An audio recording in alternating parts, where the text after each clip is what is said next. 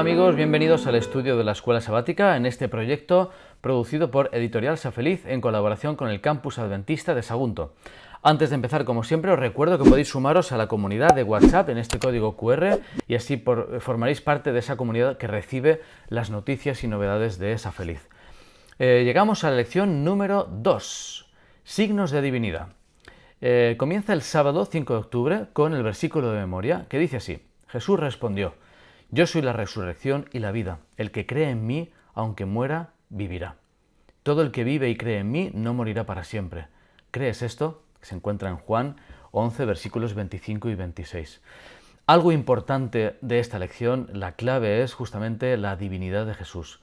Está descrita de una forma clara y meridiana. Jesús es quien creó todo lo que existe. En Juan capítulo 1, y lo veremos en otras lecciones, del 1 al 3, Jesús creó todo lo que existe. Todo es todo.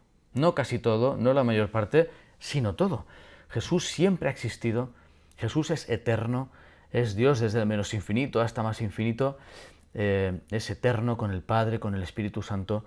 Y eso representa que incluso cuando se hizo humano conservó plenamente su divinidad. No es que Jesús dejara de ser Dios para hacerse hombre, sino que siempre mantuvo su divinidad a pesar de hacerse hombre. Se fusionaron esas naturalezas.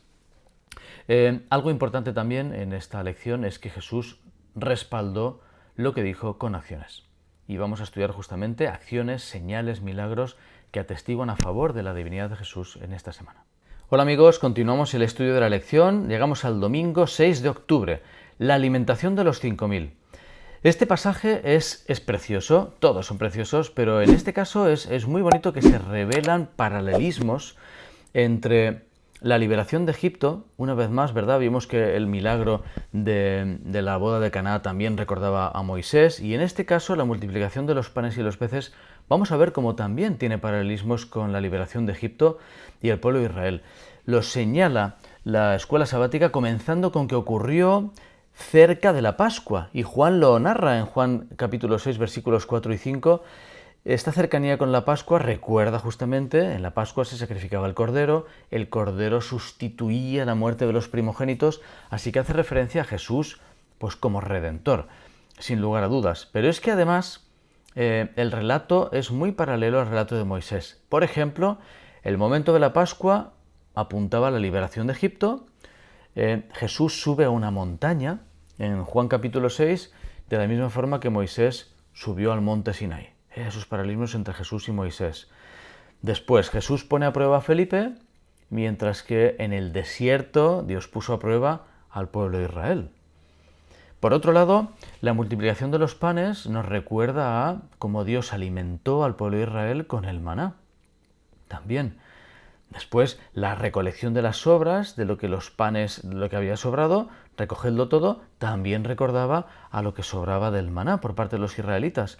Se recogen 12 cestas que coinciden con las 12 tribus de Israel. Y además, la gente reconoce que Jesús es el profeta que viene al mundo vinculado con el profeta como Moisés, de Deuteronomio 18:15. Todo, por tanto, señala a Jesús como en paralelo de Moisés, a Moisés, ¿verdad? Y igual que Moisés realizó la redención de Egipto del pueblo de Israel, Jesús viene a representar la redención del pecado para toda la humanidad. Este milagro de forma especial quiso transmitir a los judíos un mensaje especial, y ellos tendrían que haber sido capaces de captar todo el mensaje teológico que implicaba, pero no muchos de ellos lo hicieron.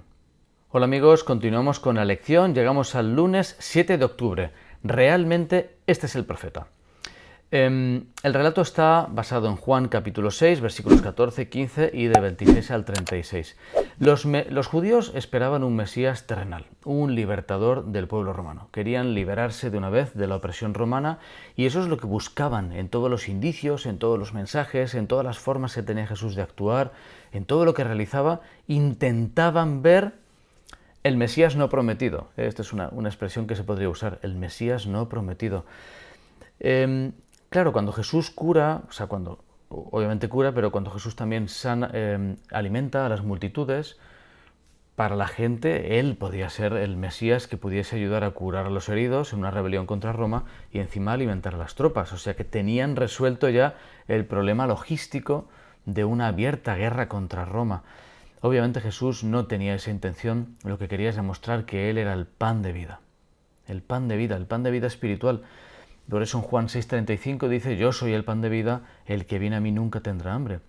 Esta idea del yo soy, la escuela sabática nos recuerda que es la primera de 7 afirmaciones de yo soy.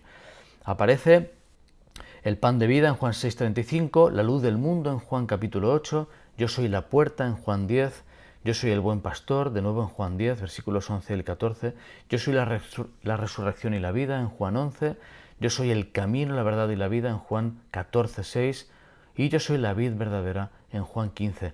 Todas estas afirmaciones yo soy remontan a Éxodo 3, donde Jehová se presenta a Moisés diciendo yo soy. Así que cuando Jesús vuelve a usar ese título de yo soy, está demostrando nada más y nada menos que su divinidad. A pesar de eso, lo intentan hacer rey, Jesús no quiere, ¿verdad? Y interpretaron la negativa de Jesús a coronarlo rey como que en realidad no se lo creía, o no se atrevía, o no era capaz de asumir esa prerrogativa. Así que, una vez más, el pueblo de Israel no entendió la cantidad de señales e indicios que indicaban que Jesús era Dios. Amigos, continuamos el estudio de la lección con el martes 8 de octubre, la curación del ciego, parte 1. Lo encontramos en Juan capítulo 9, este pasaje que una vez más es fascinante por la historia, por lo que representa, por el mensaje teológico.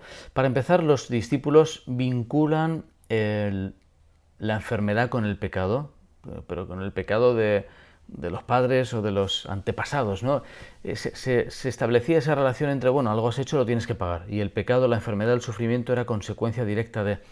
Jesús, de alguna forma, no rompe del todo, pero sí que señala que, aunque en ocasiones hay relación entre nuestras acciones y la enfermedad, rompe ese esquema con la respuesta diciendo un propósito, y es que la gloria de Dios se manifiesta.